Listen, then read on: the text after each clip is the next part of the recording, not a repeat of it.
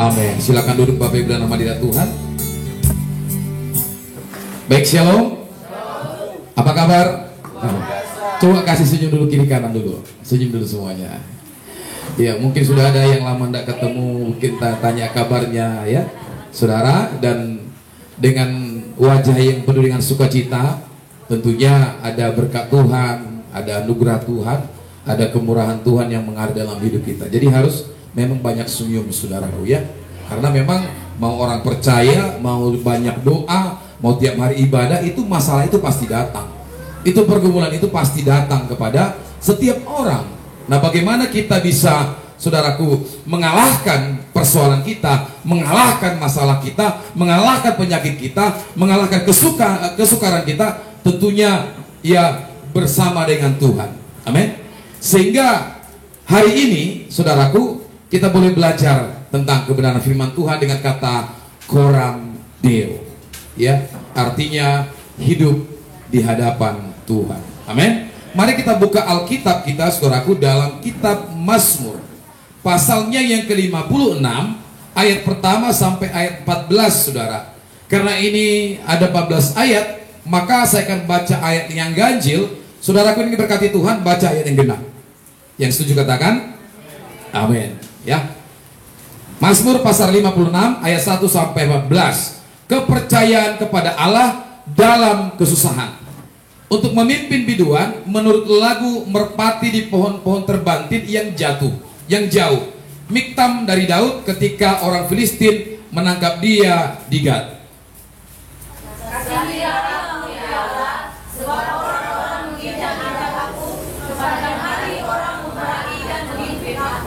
Seteru-seteruku menginjak-injak aku sepanjang hari, bahkan banyak orang memerangi aku dengan sombong.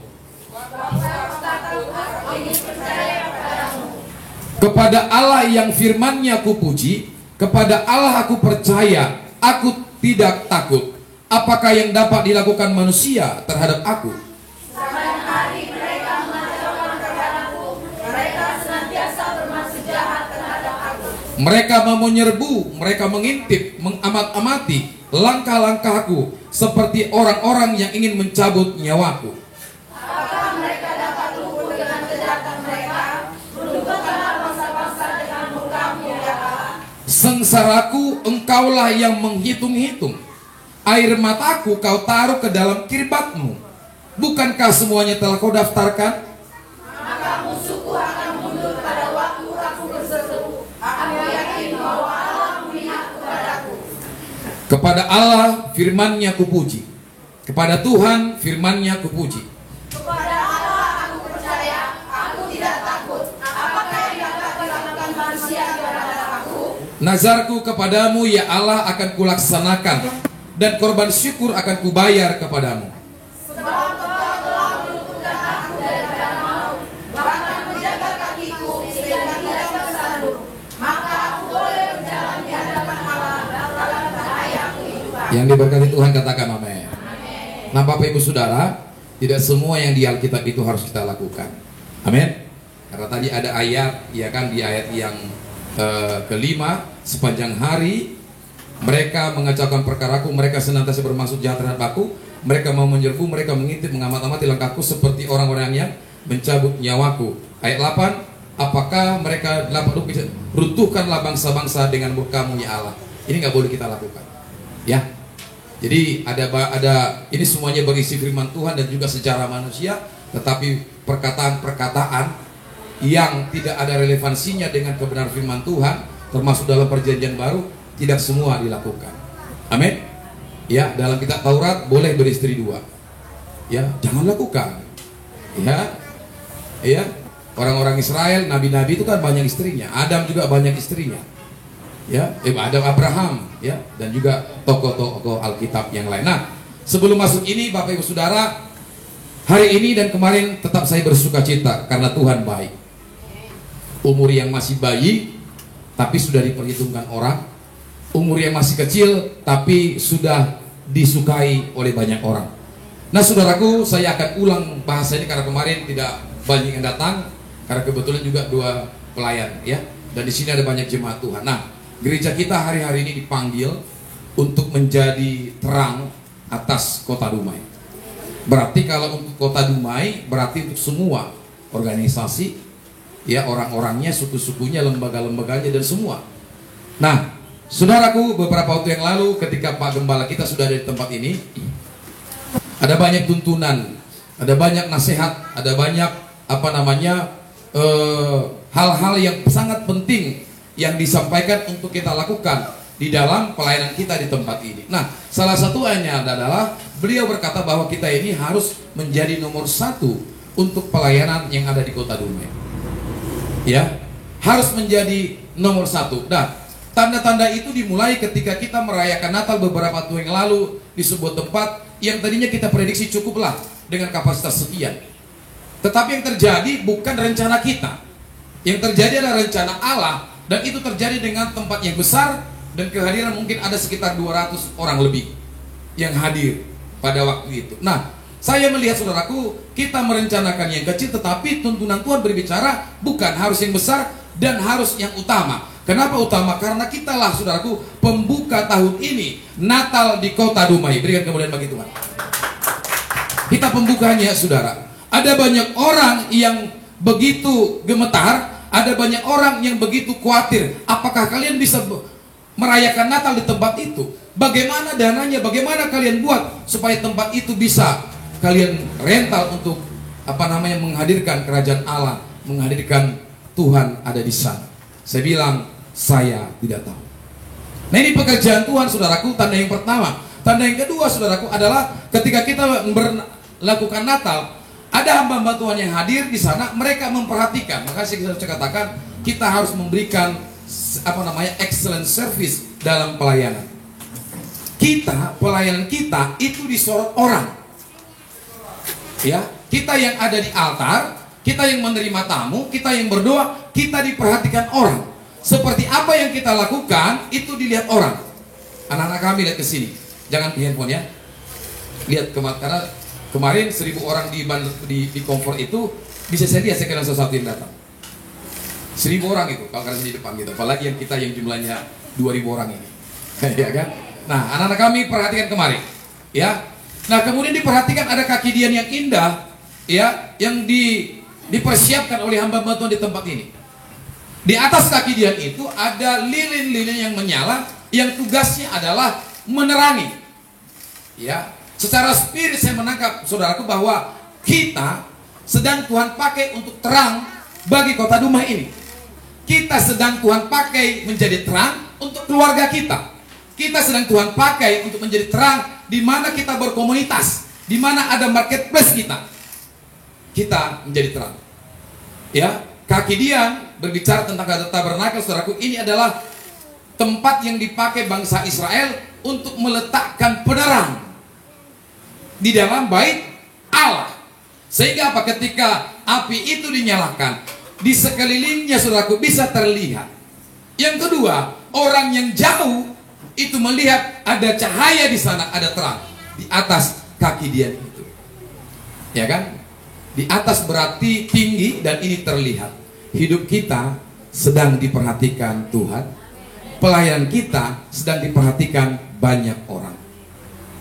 Sehingga apa? Ketika kita sudah melayani Tuhan, sudah ada di tempat ini, perhatikan cara hidupmu. Ya. Jangan lagi seperti orang yang bebal. Ya, jangan lagi orang yang sudah menerima firman Tuhan, tapi sepertinya tidak terjadi apa-apa. Orang-orang seperti ini, orang yang belum bekerja, Roh Kudus mungkin belum mengenal Tuhan. Tiap minggu dengarkan firman Tuhan, tiap FA dengan firman Tuhan, tapi tidak ada action. Nggak terjadi apa-apa. Selalu saya katakan dimanapun bahwa kita itu harus bekerja sama dengan kerajaan surga, baru terjadi apa yang dinyatakan oleh Allah. Amin. Amin. Kalau tidak ada terjadi apa-apa. Nah, kita ini sedang diberkati oleh Tuhan. Saya berpikir tuntunan ini bagaimana mungkin seorang yang utama, seorang yang pelayanannya prioritas ini membutuhkan banyak korban-korban, membutuhkan banyak saudaraku, tuntutan, ya. Bagaimana kita supaya menjadi yang utama, yang terutama atau yang pertama di dalam pelayanan di kota Dumai ini. Artinya apa? Dari segi semua pelayanan di kota Dumai ini, baik kita tergabung di gereja-gereja lain di pelayanan yang lain, kita harus lebih utama. Ya, ini perlu perjuangan yang berat, perlu doa yang begitu sungguh-sungguh, penyembahan yang sungguh-sungguh supaya ini terjadi.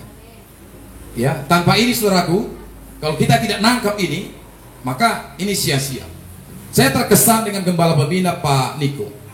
Ya, dari 2003 saya bergabung di Pak Niko, luar biasa tuntunan-tuntunan. Dan ini di-share sampai ke Peranting, saudara. Subrayon, bukan hanya di rayon. Sampai. Tapi yang saya lihat, kenapa seringkali tuntunan ini tidak terlaksana, tidak terjadi, karena memang hanya sepintas lewat, masuk kiri, keluar kanan. Jadi tidak terjadi apa-apa. Hanya sedikit gereja yang nangkap. Ya. Nah, orang yang nangkap, gereja yang nangkap tuntunan itu, dia terima berkatnya, dia terima urapan Tuhan. Amin. Kalau dikatakan tahun ini bangkit dan jadilah pemenang, pertanyaannya, kita udah menang gak nih? Udah menang gak atas masalah kita? Udah menang atas pergumulan kita? Atau kalah? Pertanyaan gitu ini mau akhir tahun. Kemarin di gereja lain sudah dibuat perningotan, dihitung-hitung orang yang mati. Ya, kalau kita nggak usah, kita menghitung hari-hari kita, apakah kita sudah bijaksana di hadapan Tuhan. Kurang lebih 2 minggu lagi, 3 minggu lagi, bulan ini akan selesai. Apakah ini sudah terjadi pemenang ini? Kita yang bisa renungkan, saudara, tuntunan ini. Harusnya ini terjadi, ya, kalau kita mendengarkan setiap tuntunan yang disampaikan oleh hamba Tuhan, pemimpin kita. Nah, tuntunan lewat Pak Gunawan Panggabean kemarin kita jelas. Bapak Ibu sudah dengarkan bagaimana gereja beliau diberkati, bagaimana pelayan di Tarutung diberkati Tuhan. Itu bayar harganya ngeri. Ya, sudah terjadi di sana pelipat ganda. Karena dimulai dari anak-anak Tuhan yang tadi dikatakan dia hanya layani 4 orang. Ya, kita buka awal kemarin Oktober ini, saudara, puji Tuhan, 10 orang lebih kita. Berarti lebih hebat kita. Amin. Beliau hanya 4 orang, 6 ikut bapak dan ibu, tapi sekarang luar biasa diberkati oleh Tuhan. Dan bayar harganya benar-benar bayar harga. Ya, supaya kita seperti itu, kita sungguh-sungguh berdoa, mengikuti tuntunan Tuhan dan melakukannya. Amin. Ya. Dan banyak hal lagi saudaraku yang akan nanti saya sampaikan tentang gereja kita ini, supaya kita semuanya bergandengan tangan dalam pelayanan. Ya, saudaraku, ini mungkin tahun depan akan kita buka tembok ini. Ya, kita akan buka, kita perpanjang, kita akan tambah kursi, kita akan buat stage-nya dengan bagus. Ya, apakah nanti bongkar pasang, apakah nanti dia permanen? Karena itu perintah yang harus kita lakukan segera, termasuk bentar di depan dan kemudian STL dari BPD itu akan segera kita kejar dan kita ingin lihat. Ya, dan orang lain harus tahu bahwa kita serius dengan pelayanan ini. Dan Tuhan juga harus tahu, pemimpin kita harus tahu bahwa kita serius dengan pelayanan ini kalau mau menuai banyak jiwa. Amin. Ya, siapa yang melakukannya? Kita Bapak Ibu. Selalu saya katakan gereja ini harus memuridkan. Tidak ada yang nongol sendiri, nggak ada yang maju sendiri, tidak ada yang diberkati tersendiri. Semuanya harus diberkati. Ya, makanya harus jadi murid. Beberapa dan ke depan, saudaraku, di Januari, Bapak Ibu di sini semuanya harus saya jadwal. Yang sudah mengikuti amanat agung Matius 28-19-20 harus ikut dalam pelayanan. 1 orang. Amin. Harus masuk dalam pelayanan. Anak punggur rombing. Aman, Bu? Aman, ya. Harus. Nah, saya cerita. Saya melayani Tuhan ini dari tahun 99. Banyak hamba Tuhan, teman-teman saya pelayan, saya nggak usah ungkap dosanya ya. Itu banyak berjatuhan. Banyak berjatuhan. Kenapa mereka berjatuhan? Yang pertama, mereka tidak lagi melayani Tuhan. Ya kan? Mereka jauh dari rohnya Tuhan. Yang kedua, mereka melayani tapi tidak hidup seturut kehendak Tuhan. Nah, saya pikir saya ini adalah sampah. Sama seperti mereka. Saya ini adalah tidak berguna. Nah, kenapa saya bisa berdiri tegak sampai hari ini? Terlibat dalam pemuritan, terlibat dalam pelayanan. Ini yang penting, saudara. Jadi kalau saudara tidak tergembalakan dengan baik, tidak terlibat di dalam pelayanan, ini setiap minggu hanya rutinitas. Yakin, pasti itu. Senin buat dosa lagi. Kan bukan pelayan. Kan saya jemaat biasa. Saya katakan, jemaat itu kemungkinan lebih banyak di neraka. Seperti yang dikatakan oleh pendeta di Jakarta itu. Mungkin bisa masuk, mungkin salah beliau mengatakan itu. Amin. Karena memang orang berkata, saya kan jemaat biasa, ngapain harus terlalu menjaga? Masih bisa lah minum bir, masih bisa lah mabuk, masih bisa lah main gaplek, masih bisa lah main skater. Karena dia tahu statusnya jemaat. Tapi kalau dia sadar statusnya adalah murid Tuhan dan guru itu, seperti dikatakan Coram Deo, kita ini sedang berada di hadapan Tuhan setiap hari. Coram itu berbicara tentang the pupil of eyes, bola mata Tuhan yang melihat kemana kita pergi, kemana kita berada, apa yang kita lakukan. Ya, seperti Daud, Tuhan tahu semuanya. Amin. Jadi semuanya Bapak Ibu harus masuk di dalam pelayanan. Amin. Ada Pak Batubara, ada Ibu Opung Pani dan ibu-ibu yang lain, bapak-bapak yang lain. Selalu saya katakan, jangan lihat masa kelammu. Jangan lihat masa lamu. Kalau kita datang kepada Tuhan melayani, bawa masalah lama-lama iman saudara kan begini. Saya punya opung dulu baru tumpul di tangan itu saya kecil. Ya sampai mati pun dia susah diluruskan. Ya. Dikasih 2 karung beras baru lurus itu pinggangnya. Harus sudah meninggal. Jadi setiap hari dia gini. Bungkuk. Jadi seperti itulah kekristenan kita. Kalau kita datang kepada Tuhan selalu membawa masalah pergumulan. Ya saya di banyak masalah, saya di banyak pergumulan. Itu saya tinggalin Bapak Ibu. Karena apa? Saya setuju dengan Pak Gembala pembina kita kemarin. Ketika kita mengurusi urusan Tuhan, maka Tuhan akan urusi urusan kita. Amin. Cobalah, sedangkan camat aja ngurusi urusan kita, ngurus surat tanah, sertifikat, enaknya minta ampun. Apalagi Tuhan, Raja segala raja ngurusin urusan kita. Enak sekali saudaraku. Ya, mari semuanya Bapak Ibu, kita urusi urusan Tuhan di tempat ini. Ambil bagian. Ya, apa yang bisa kita lakukan, kita lakukan. Tahun depan, yang tua, yang muda, semuanya melayani Tuhan. Ya, dan dukung terus dalam doa pelayan kita di tempat ini. Ini butuh dana menghancurkan ini Bapak Ibu. Butuh dana nanti membuat stage supaya benar-benar seperti gereja. Nanti kita buat salib di depannya, mungkin ada lampunya supaya cerah. Kalau Tuhan berkati kita pasang AC-nya. Ya, kita buat gereja dalam kecil tapi berkelas. Tentunya dari apa? Dari doa-doa kita semuanya. Amin. Amin. Ya, kuncinya jangan pelit. Ya, itu semuanya berkorban untuk kemuliaan bagi nama Tuhan. Nah, ke depan kita akan terus maju. Tahun ini kita selesaikan dengan ucapan syukur kepada Tuhan. Ya. Kembali kepada nats Alkitab ini saudaraku, dan materi firman Tuhan yang akan kita bagikan hari ini. Nah, Coram Deo ini saudaraku adalah bahasa Latin. Diambil dari Cora dan Deo. Cora itu saya bisa katakan the pupil, the eyes of God. The eyes ya, adalah bola mata. Pupil itu ini, bola mata. Mungkin Pak Kail kenal betul karena sering check up mata. Pupil ya, itu bicara bola mata. Ya, kemudian Deo ini adalah bahasa Latin dan yang artinya adalah Tuhan.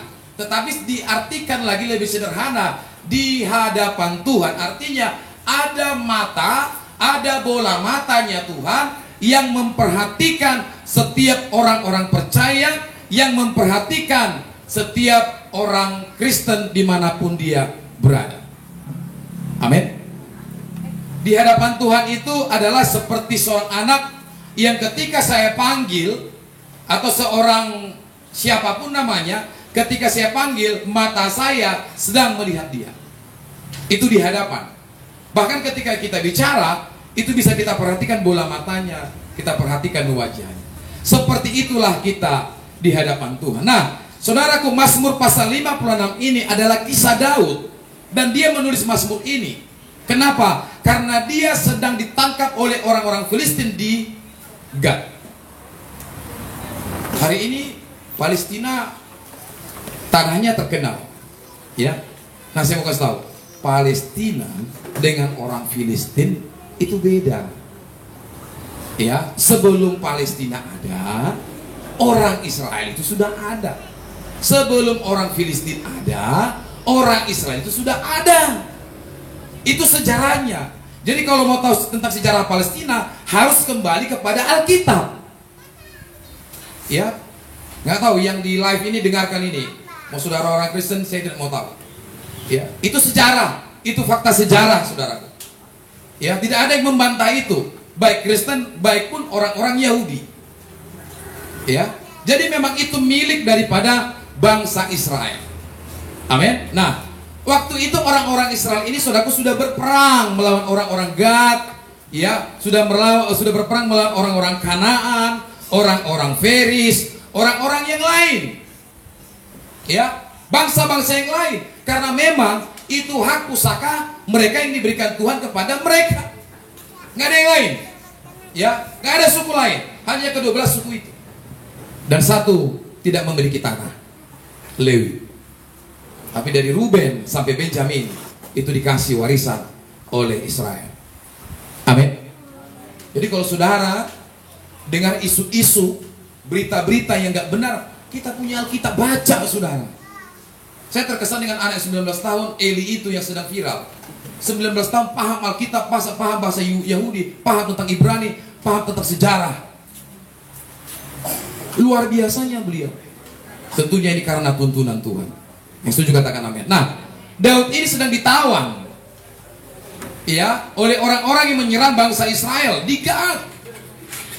Ya, ada namanya hukuman bagi orang-orang yang ditawan. Ada juga yang tidak dihukum. Nah, kita tahu saudaraku, Daud ini adalah kekasihnya Tuhan. Daud ini adalah orang yang sangat disenangi oleh Tuhan. Dan Daud ini merupakan salah satu tokoh Alkitab yang mampu merubuhkan orang Filistin, yaitu Goliat. Dengan apa? Dengan satu batu umban yang mengenai kepalanya Goliat. Walaupun tadinya 5 dia persiapkan.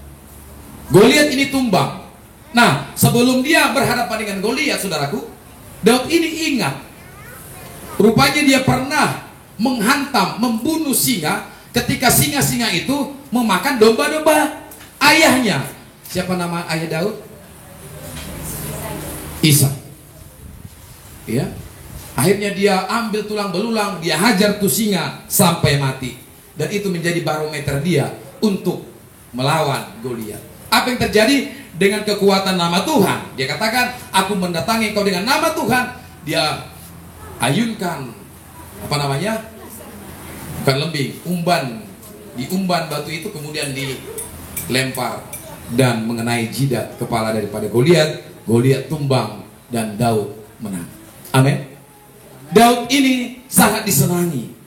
Ketika Nabi Samuel ingin memilih dari ke-12 anak-anak Isai ini, kurang lebih 12 ya. Apa yang terjadi? Tuhan hanya berkata kepada Samuel, hanya yang kemerah-merahan itu, itulah yang kuurapi. Itu Daud. Kakak abangnya, adik-adiknya tidak dipilih, tapi Daud. Nah, Tuhan ya memilih Daud karena memang dia benar-benar mengasihi Tuhan. Dan Tuhan tahu hatinya Daud. Amin. Tetapi apa yang terjadi, saudaraku? Orang yang dikasihi Tuhan, orang yang disenangi Tuhan, hidupnya juga tidak enak. Iya. Hidupnya juga banyak tantangan. Ketika peperangan terjadi, orang Filistin juga tangkap dia. Meskipun saudaraku, dia sudah ada di Koredeo, dia sudah ada di hadapan Tuhan, dia tidak pernah absen di hadapan Tuhan ketika dia memuji-muji Tuhan. Tetapi tantangan pergumulan selalu ada di dalam hidupnya. Ketika dia ditangkap orang Gad, orang Filistin di Gad, apakah dia lari daripada Tuhan? Apakah dia, saudaraku, mengutuk Tuhan? Apakah dia mempersalahkan Tuhan? Apakah dia menyalahkan imam-imam? Enggak. Daud itu tetap tenang. Daud itu tetap percaya kepada Tuhan. Amin. Kita sebagai anak Tuhan, saudaraku, saya ini pribadi belum seperti Daud. Tapi saya yakin ketika saya menjadi hamba Tuhan, ketika saya menjadi orang Kristen, memilih untuk melayani Tuhan, saya yakin masalah itu pasti besar. Itu saya pikir pasti seperti itu. Waktu Bapak Ibu, waktu kemarin kita layani baptisan selam, saya bilang ini belum aslinya. Ketika kita sudah dibaptis, saudaraku, ya, Tuhan bilang apa? Masalah yang akan lebih besar itu akan datang. Tapi dia tidak tinggal diam. Dikatakan apa? Aku akan mengutus roh. Teman-teman yang sudah dibaptis Islam, terima kuasa Roh Kudus. Jangan stuck di situ, saudara. Ini saya pesankan ini. Karena apa? Tanpa kekuatan Roh Kudus, kita nggak mampu. Nggak mampu. Kita akan nanti stuck. Terus nanti kalau diambil grafiknya gini, mungkin gini. Padahal Ulangan 28 berkata begini. Ya, bukan menjadi ekor tapi menjadi kepala, bukan turun tapi naik. Jadi kalau hidup stuck, tanyain Tuhan tuh. Apalagi turun, tanyain Tuhan tuh. Kalau sudah naik, bersyukur dan tingkatkan lagi. Janji Tuhan seperti itu. Ya, Bapak Gembala kita ke sini berjuang 13 jam dari Tarutung ke Dumai dengan penyakit pengapuran tulang. Saudara-saudara yang sehat, kemana? Sudah pernah 13 jam berjalan untuk melayani Tuhan? Sudah pernah dengan pengapuran tulang? Belum pernah. Saya belum pernah. Saya paling jauh jalan itu 2-3 jam, 6 jam pernah ke daerah Simangamba. Ke Bukit Kerikil hanya 2 jam. Pernah juga 1 jam dorong motor, kempes motornya. Sering kali terjadi, minyak habis. Ya, tetapi di dalam penderitaan itu saya tidak lari daripada Tuhan. Selalu ada sukacita dan pertolongan Tuhan tepat pada waktunya. Bocor ban, tapi saya tidak pernah terlambat ibadah datang di situ. Ya, bayangkan karet kiri kanan. Kalau keluar singa, harimau dari itu nggak tahu saya. Ya, bocor sejauh itu, kiri kanan sepi. Tuhan, siapa yang mau makan saya di sini? Jam 9-8 pagi.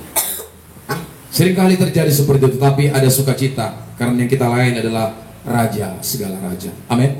Jadi jangan lihat persoalan, jangan lihat masalah, tapi berlarilah dengan persoalan itu karena Tuhan akan menyelesaikannya. Amin, Bapak Ibu. Nah, bagaimana Daud hidup di hadapan Allah dengan iman percayanya? Yang pertama, saudaraku, di ayat 3 dan 5. Coba ayat 3 dan 5. Kita sama-sama baca. Yang Alkitab. Escape aja, escape dari keluar. Ayat 3 sampai 5. Nah, dikatakan begini, seteru-seteruku menginjak-injak aku sepanjang hari. Ini persoalan ya. Benar ya? Benar. Siapa mengalami ini? Pernah diinjak-injak? Belum. Kalau anaknya injak-injak sering waktu baby. Ya. Bahkan banyak orang memerangi aku dengan sombong. Musuhnya banyak Daud ini. Yang keempat, waktu aku takut. Nah, ini dilakukan. Apa dikatakan? Aku ini percaya kepada waktu takut. Siapa yang di sini yang tidak takut injak-injak? Semua takut. Ya. Semua mungkin merasakan, aduh, mati aku ini. Semua menyerang, habis aku ini, 10 aku sendiri. Dia ketakutan. Sebagai orang yang diurapi Tuhan, dia juga ketakutan. Sama seperti kita. Ya, dia ini menceritakan kepada Allah yang firman-Nya kupuji, kepada Allah aku percaya, aku tidak takut. Apakah yang dapat dilakukan manusia terhadap aku? Dalam kitab lain dan perjanjian baru, jika Allah di pihakku, siapakah yang menjadi lawanku, kata Paulus kepada jemaat Roma? Tidak ada. Amin. Nah, yang pertama dilakukan oleh Daud adalah percaya Allah sebagai tempat perlindungan. Katakan tempat perlindungan. Ya, saudaraku, setiap anak-anak, setiap orang tua, siapapun namanya, pasti dia tinggal di dalam rumah. Ketika dia panas, siang, malam juga dia ada di rumah. Rumah merupakan salah satu contoh tempat perlindungan. Benar? Benar? Supaya apa? Kita tidak kepanasan dari sinar matahari. Kita tidak kedinginan ketika hujan datang. Ada perlindungan. Rumah ini, saudaraku, saya gambarkan seperti Tuhan. Ya, ketika kita punya masalah, pergumulan, sakit, penyakit apapun, peperangan, aniaya, kita dikejar-kejar orang, kita ketakutan, mau mati rasanya, masuklah ke rumah itu, masuklah ke dalam Tuhan, supaya ada perlindungan yang Tuhan berikan kepada saudara dan saya. Amin. Jangan cari perlindungan kepada dunia ini.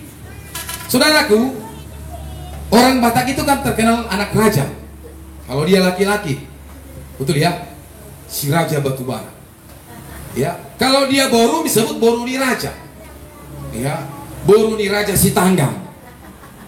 Ya, tapi kerajaannya ini nggak ada. Betul? Betul? Tapi walaupun ada kerajaannya itu, saudaraku, di muka bumi ini yang kita lihat, suatu saat ketika dia datang, maka kerajaan dunia ini akan dihancurkan oleh Tuhan. Hanya satu kerajaan yang kekal, yaitu kerajaan Tuhan Yesus. Amin. Ya, betul. Jadi jangan cari perlindungan kepada kerajaan-kerajaan, kepada penguasa-penguasa di dunia ini. Gak ada apa-apanya. Tuhan yang berkuasa. Kesitulah kita berlari dan berlindung. Ya, saya juga memiliki persoalan. Saya juga memiliki masalah. Saya bilang sama Tuhan, Tuhan, saya ini banyak masalah hari ini. Ya, saya butuh duit. Anak-anak saya kuliah. Saya butuh uang. Pelayanan kami ada di rumah, di pos PI ini. Tuhan, hambamu sudah ngomong bahwa kami akan melakukan perbaikan untuk gereja. Ya, sekarang ini kita ada ibadah, saudara. Dari mana dananya, Tuhan? Hitung-hitung lumayan juga. Tapi Tuhan bilang begini, akulah sumber pengharapan, akulah sumber berkat. Bagi Tuhan tidak ada yang mustahil. Kalau Tuhan sudah memerintahkan kita lewat hambanya Gembala Pembina, saya yakin karena ini rumahnya, karena ini tempat hadiratnya, Tuhan akan cukupkan segala keperluan kita untuk pelayanan yang dahsyat dan luar biasa di tempat ini. Amin. Kita contoh Bapak kita. Kau yang suruh, kau yang siapkan uangnya. Tuhan yang suruh, Tuhan yang siapkan dananya. Berani ngomong begitu sama Tuhan? Kalau bukan orang yang dekat dengan Tuhan, kalau bukan orang yang membuat Tuhan tempat perlindungannya, gak mungkin kita ngomong seperti itu kepada Tuhan. Contoh kepada Pak Batubara ini, kalau saya gak dekat kepada dia, saya gak bisa sembarangan ngomong.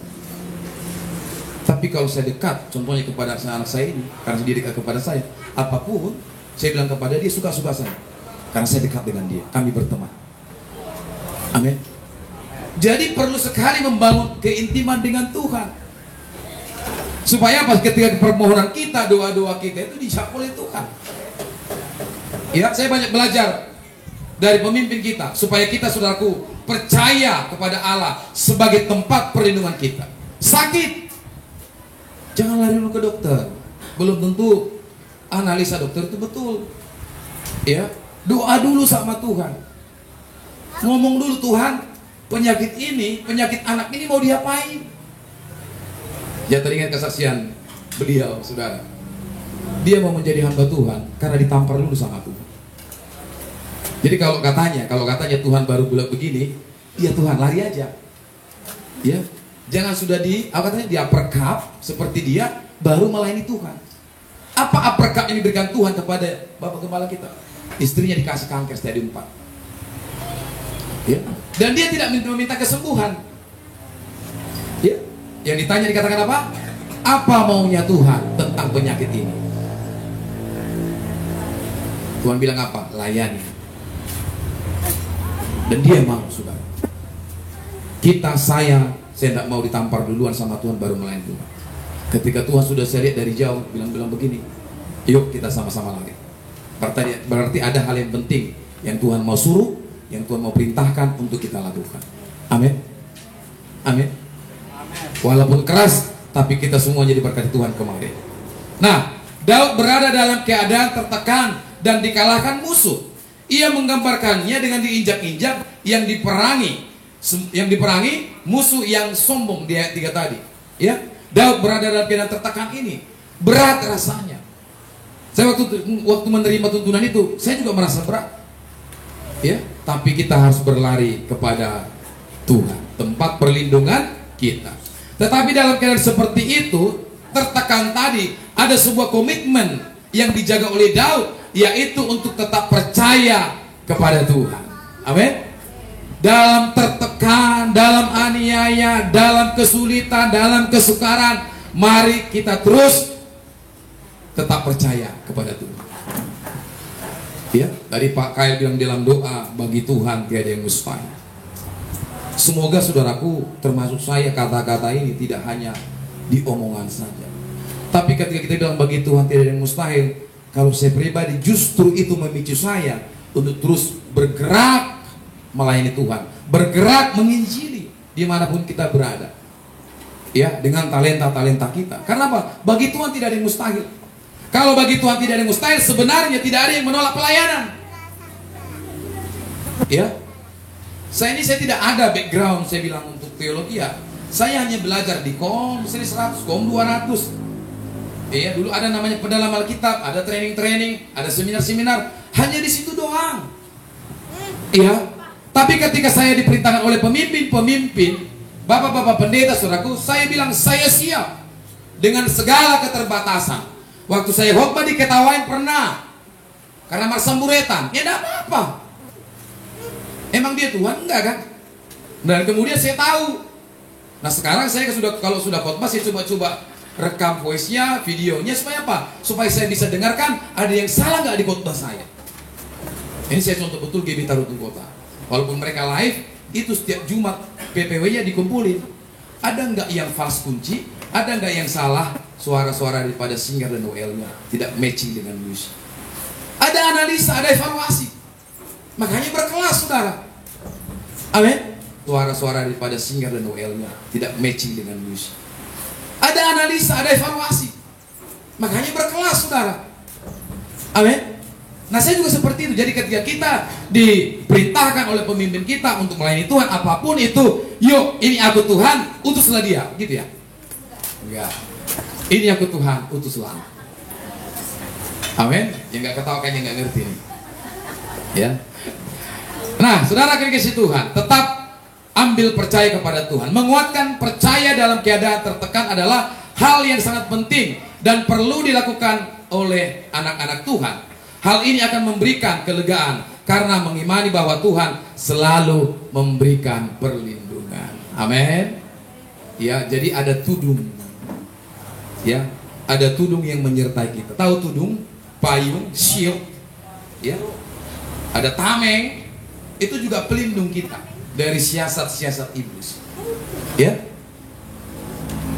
Dan saudaraku, saya lihat ada beberapa yang tidak datang. Mungkin ada sakit ya. Nah, saya ikuti arahan daripada gembala pembina kita.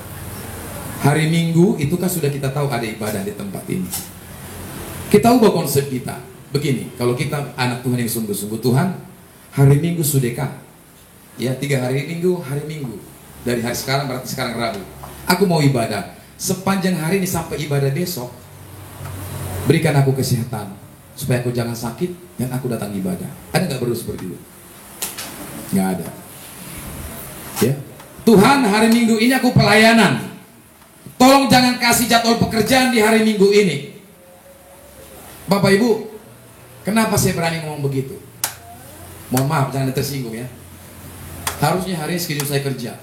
Lumayan ratusan ribu saya dapat kalau saya kerja hari ini. Tapi apa? Saya harus kasih contoh kepada Bapak Ibu bahwa ini pelayanan.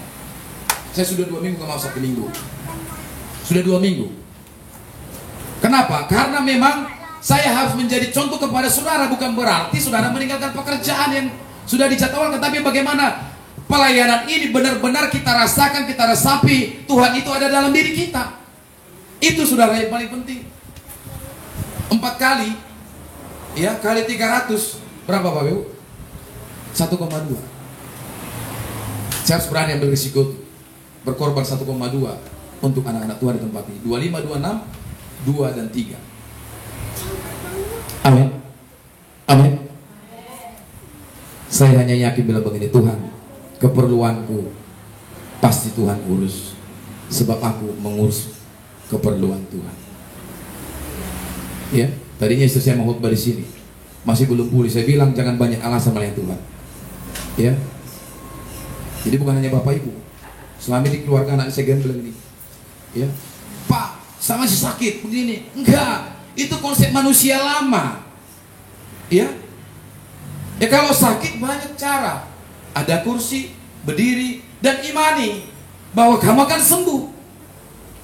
Ya, ibu kami yang kami kasihi, sama Pak Kail di belakang, imani saja pasti sembuh. Ya, karena bagi Tuhan tidak ada yang mustahil. Ya, percaya saja pasti Tuhan tolong. Itu iman kita bahwa Tuhan sanggup memberikan kesembuhan, Tuhan sanggup memberikan perlindungan dari segala musuh-musuh kita. Kita punya musuh, ya. Siapa musuh kita? Iblis. Hati-hati. Ya, kita belum pernah ke surga ya. Dia udah pernah dari sana, hati-hati. Ya, dia udah pernah ke neraka, dia sudah tahu tempatnya. Kita belum kan? Hati-hati, sebab lawan kita itu iblis. Pakai selengkap senjata Allah supaya jangan kita kalah dengan si iblis. Amin. Nah, yang kedua, apa yang dilakukan oleh Daud? Percaya Allah memberi kemenangan. Katakan amin. Ya, Mazmur pasal 56 ayat 9 dan ayat 10. Cepat deh. Ya, di situ aja ya, jangan keluar dari sini lagi ya. Di Alkitab itu aja. Nah, dikatakan di sini apa? Sengsaraku engkaulah yang menghitung-hitung, air mataku kau taruh ke dalam kirbatmu. Bukankah semuanya telah kau daftarkan? 10. Maka musuhku akan mundur pada waktu aku berseru. Aku yakin bahwa Allah memihak kepadaku. Jadi ketika dia sudah percaya beriman, maka muncullah, saudaraku, semangat, muncullah kekuatan yang baru di dalam diri Daud. Dan dia berkata, maka musuhku akan mundur pada waktu aku berseru. Kepada siapa Daud berseru? Kepada Elohim. Kepada siapa Daud berseru? Kepada Tuhan, yang memberikan apa? Kemenangan kepada dia melawan singa dan melawan Goliat. Goliat itu, saudara, ya, ketika Goliat dihadapi, kan Goliat dengan lembing dia datang melawan Daud. Tapi Daud berkata, kau mendatangi aku dengan lembing, tapi aku mendatangi kau dengan nama Tuhan. Amin. Ketika setiap orang percaya berseru-seru kepada nama Tuhan, maka Tuhan akan memberikan kemenangan. Ketika kita berseru kepada nama Allah kita, kepada Yesus Kristus, maka apa? Kita akan mengalami yang disebut dengan kemenangan. Dan kemenangan itu akan kita rayakan. Dan orang-orang lain akan lihat bahwa kita sedang mengalami kemenangan tersebut, karena Allah sedang berpihak kepada saudara dan saya. Amin. Amin. Berpihak ini sekarang seperti kita lihat partai politik. Berkumpul beberapa orang, koalisi. Itu kan minta dukungan. Ya. Bayangkan beratnya mereka minta dukungan, ada harga, ada mahar. Tapi ketika Allah memihak kepada kita, betapa enaknya diri kita ini. Betapa enaknya hidup kita ini, saudara. Ya. Betapa nikmatnya. Karena Allah memihak kepada kita. Sehingga saudaraku, ya, supaya kita mengalami kemenangan, satu kuncinya adalah percaya kepada Tuhan, beriman kepada Tuhan bahwa Tuhan sanggup melakukan segalanya. Nah, Daud melihat bahwa keadaan itu adalah kesempatan untuk menyampaikan seruan dan permohonan kepada Tuhan. Jadi masalah, himpitan, injakan, penderitaan, pergumulan tadi adalah sarana yang disyukuri oleh Daud, bahwa itu adalah kesempatan untuk dia menyampaikan seruan kepada Tuhan. Jadi kalau kita dalam keadaan susah, Bapak Ibu, dalam penderitaan, harusnya semakin banyak berseru. Orang yang berseru seperti apa? Seperti apa? Doanya kira-kira, Tuhan tolonglah hari ini kami belum makan. Kira-kira itu berseru nggak?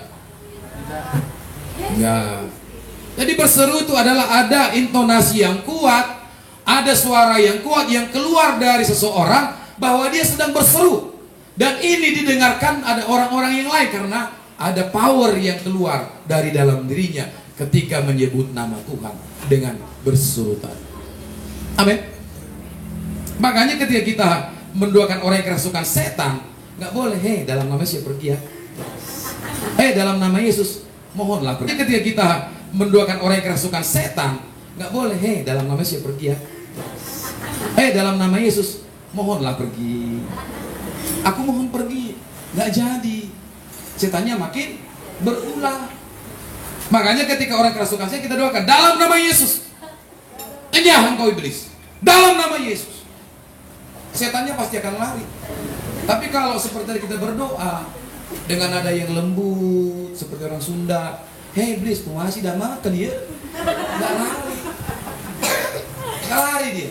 Tapi ketika kita berseru, ada kuasa Allah yang mengalir. Amin. Apa yang menjadi hari-hari tekanan dalam hidupmu? Tekanan keuangan, ya, tekanan dari suami, tekanan masalah rumah tangga, tekanan dari istri, ya. Istri juga bisa menekan, saudara. Kenapa? Dari Adam ini sudah terjadi. Ketika manusia jatuh dalam dosa, saudaraku, siapa yang ditanya Tuhan? Adam apa Hawa? Adam. Kenapa Adam ditanya oleh Tuhan ketika mereka jatuh dalam dosa? Dia pemimpin, dia yang bertanggung jawab. Jadi ibu-ibu kasih masukan kepada suami-suami, hati-hati. Kau kasih negatif, hancur rumah tanggamu. Karena apa? Sifatnya pria kepada istrinya nggak bisa nolak. Betul? Ketika Hawa kasih buah itu, bisa nggak si Adam nolak? Nggak nolak dia. Diembatnya juga tuh buah. Jadi kalau udah berjalan Allah di pohon Eden, di taman Eden, ketakutanlah dua-duanya. Si Adam yang dicari. Jadi ibu-ibu ya kasih masukan kepada istri, kepada suami-suami itu harus benar-benar dari Tuhan, supaya idenya itu menjadi berkat, ya, pendapatnya itu menjadi berkat, ya. Kemudian jangan seperti membentak suami, ya. Banyak juga ibu-ibu sekarang lebih hebat dari suami, jangan. Ya, walaupun ibu-ibu lebih kuat sebagai penolong, suami nggak boleh dibentak, karena dia adalah penanggung jawab ketika Tuhan bertanya. Amin. Ya, jangan dimarahin suaminya, jangan kasih masukan, kasih pendapat itu bagus dengan penuh cinta dan kasih, karena suami adalah pemimpin dalam hidup kita. Amin. Kemudian ibu-ibu jangan banyak ngomong kalau sudah ada suami. Ya. Kami bapak-bapak ini gak suka banyak ngomong ibu-ibu. Cukup duduk diam tenang, bicara secukupnya. Amin. Jadi kalau gini, kalau ibu-ibu suaminya nggak ada, dia bisa bertahan loh sampai tua, sampai mati. Kalau bapak-bapak suaminya, istrinya nggak ada, dia nggak bisa bertahan. Karena apa? Laki-laki itu butuh teman, ya, butuh teman. Beda dengan perempuan. Dari sananya sudah diciptakan seperti itu. Makanya ketika dia sudah ambil istrinya, ya, perempuan jadi istrinya, kalau disuruh di sampingnya udah duduk diam aja, ngomong secukupnya, ya, jangan sampai banyak ngomong nanti siku lari kan begitu kan, kiri kanan, ya. Secukupnya aja ngomong. Pak, makan kacangnya kalau nonton bareng kan, ya. Kalau sudah di sampingnya, Pak, itu kuenya, itu kopinya sudah dibuat nanti dingin. Cukup itu aja. Jangan banyak cerita bla bla bla bla. Ya. Itu siku kiri kanan muka belakang kan bisa lewat. Jadi pahami suami kita masing-masing. Amin. Amin. Ya. Di mana-mana suami-suami seperti itu. Haleluya. Nah, hasil dari seruan kepada Tuhan, musuh-musuh kita akan mundur. Musuh-musuh Daud ini, orang-orang Filistin ini kalah karena Allah berpihak kepada orang yang berseru dan memanggil-manggil nama Tuhan. Firman Tuhan berkata yang lain, orang yang berseru-seru kepada Tuhan, dia akan diselamatkan. Tapi orang-orang yang berseru-seru kepada nama istrinya, dia akan mati. Pernah dengar kesaksian? Ya, sekeluarga pernah liburan di Jawa Barat menuju puncak. Ketika mereka mulai naik bersama anak-anaknya, apa yang terjadi? Hujan lebat, jalan ini licin. Dan ketika jalan licin ini, mobil ini mundur karena memang antri, dan remnya ini saya nggak tahu apakah belum mundur, dan mobil ini jatuh ke jurang. Apa yang terjadi? Istrinya ini berdua berseru, "Pam, tolong!" Ya kan? Suaminya beda doanya, "Tuhan Yesus, tolong!" Ya, tetap saudaraku, mobil ini masuk dalam jurang, tetapi ketika diangkat ke atas, istrinya, wabillahi taufiq wal hidayah, suaminya selamat dan anak-anaknya. Amin. Ada banyak orang Kristen yang latah hari ini.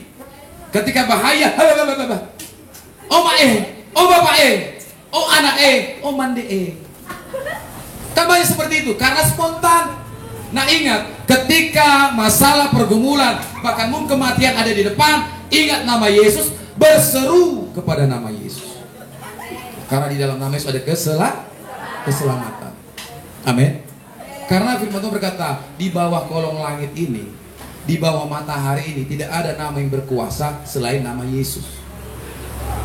Ya. Tapi harus ada Kristusnya. Karena di Brazil, di kampung kami banyak orang yang bernama Iya, banyak. Di Spanyol, di kampung Batubara ini juga ada banyak orang yang bernama Yesus. Dari Spanyol bukan, Yesus Kristus dari Nazaret. Kenapa harus panggil Kristus? Karena itu yang diurapi, yang lain dikurapi. Ya, hanya nama Yesus Kristus yang berkuasa di bawah matahari ini. Jadi ke sana kita berlari. itu tempat perlindungan kita. Ketika kita berseru, pasti Tuhan akan menolong. Ibu-ibu juga di rumah, ya, berseru dah. Saya terkesan dengan Bapak Gilbert Lumindong. Dia bilang begini, setiap jemaat yang mau melaksanakan pernikahan kudus, apa namanya itu? Sebelum pernikahan kudus apa? Konseling itu harus melalui dia. Dan di sanalah nanti dasar-dasar hidup rumah tangga Kristen dimasuki kepada kedua calon mempelai. Amin. Salah satunya adalah bahwa istri harus menjadi tiang doa di rumah tangga. Saya komen kemarin di Facebook dari Facebook Ibu Marliana Bodo Aritonang. Kalau seorang suami katanya memperlakukan istrinya seperti ratu, maka tidak akan lari istrinya. Saya bilang itu menurut pindangan dunia. Saya buat di bawah.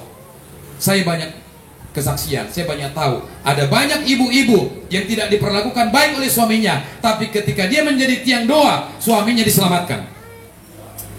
Itu ukuran dunia. Lah, dunia bisa seperti itu, aku cintai kau karena kau memperlakukan aku dengan baik. Tapi apakah mungkin, saudaraku, kita bisa memperlakukan orang baik ketika kita diperlakukan tidak baik? Apalagi itu suami istri. Dia bilang begitu. Dia bilang, bang, kapan lagi ke Tarupung? Nanti saya info. Saya info, saya layani kau. Ya. Nah, ini hal-hal dunia, Saya udah kemarin, apapun masalah apa namanya rumah tanggamu, jangan expose. Ini suaminya dua, lari lagi, yang satu cerai. Aduh, gak usah pakai Kristen lah. Udah gabung aja di sana yang bukan Kristen tuh, bersama-sama dibakar nanti. Repot begitu mempermalukan Kristus. Amin. Ya. Nah, berlari kepada Yesus, berseru kepada Yesus, maka musuh-musuh kita akan mundur. Nah, yang ketiga, yang terakhir, saudaraku, apa yang dilakukan oleh Daud supaya itu tetap ada di hadapan Tuhan. Yang ketiga adalah percaya Allah meluputkan. Mazmur pasal yang ke-13 ayat 14. Ya, dikatakan di sini, nazarku Ya, nazarku kepadamu ya Allah akan kulaksanakan dan korban syukur akan kubayar padamu. 14. Sebab engkau telah meluputkan aku daripada maut, bahkan menjaga kakiku sehingga tidak tersandung, maka aku boleh berjalan di hadapan Allah dalam cahaya kehidupan. Jadi kita harus percaya bahwa Tuhan sanggup meluputkan kita dari musuh kita, dari bahaya kita. Amin. Saya ini juga, saudaraku, mengalami banyak dikerjain dengan roh-roh jahat ketika bekerja. Ya, banyak juga, saudaraku, saya ini dikerjain dengan hal yang tidak baik. Tapi ketika kita percaya kepada Yesus seperti Daud ini, maka Allah akan meluputkan kita dari setiap serangan-serangan musuh, dari setiap serangan-serangan iblis, untuk kita boleh mengalami yang namanya kemenangan. Amin. Nah, di hadapan Allah, Daud percaya bahwa keluputan dari musuh, kemenangan yang akan didapatkan dan penjagaan Tuhan atas hidupnya. Daud juga berjalan di hadapan Allah, ya. Mari berjalan di hadapan Allah dalam cahaya kehidupan, artinya langkah-langkahnya diterangi oleh Tuhan sehingga kakinya tidak tersandung. Ketika berjalan dalam malam hari, ada senter kan, ada lilin. Kita berjalan, kita lihat situasinya, kita tidak jatuh karena Tuhan menjadi terang bagi kita sehingga kita tidak tersandung. Nah, di ayat 3 dikatakan yang kemudian dilakukan Daud adalah melaksanakan nazar dan memberikan korban syukur kepada Allah. Bapak Ibu perhatikan, ada dua hal, persembahan dan penyembahanmu itu benar-benar dilihat oleh Tuhan. Sehingga yang kedua, jangan main-main dengan penyembahan dan persembahan. Amin. Ya, persembahan dan penyembahan dua kata yang berbeda, tapi satu tujuan. Ya, satu maknanya adalah memberi kepada sang pemberi. Persembahan kita apa? Mungkin ada korban-korban, ada nazar dalam bentuk mungkin uang, dalam bentuk materi, dalam bentuk lain yang kita persembahkan kepada Allah. Tapi yang namanya penyembahan ini berbicara tentang seluruh hidup kita kepada Tuhan. Amin. Jadi kalau menyembah Tuhan, kita sudah jangan bermain-main. Kalau menyembah Tuhan sungguh serius. Ya, bila perlu sampai kita meneteskan air mata, sampai kita seperti doulos, sampai seperti anjing, saudaraku, seperti perempuan dari Sirofeniasi itu. Dia bilang, benar Tuhan, aku inilah anjing di hadapanmu. Adakah kerendahan hati penyembahan seperti ini yang didapati Tuhan di Yerusalem? Enggak ada, kecuali perempuan dari Siro Fenisia. Amin. Kita harus seperti itu. Gak ada kami berguna Tuhan, kami ini sampah. Seperti Daud katakan, seperti Paulus katakan begitu. Ya. Saya ini adalah orang yang jahat, tidak ada apa-apanya. Tapi oleh karena kasih karunia Tuhan, itulah yang kita ingat, sehingga penyembahan kita benar-benar penyembahan. Amin. Mulai sekarang penyembahan kita ini bukan hanya di gereja, di rumah-rumah. Di sini saudaraku hanya 2 kali seminggu kita, itu pun kalau FA di sini. Kalau FA di rumah-rumah jemaat saudaraku hanya sekali di sini, nggak cukup. Sementara berkat Tuhan 1 hari itu 24 jam untuk saudara dan saya. Ya.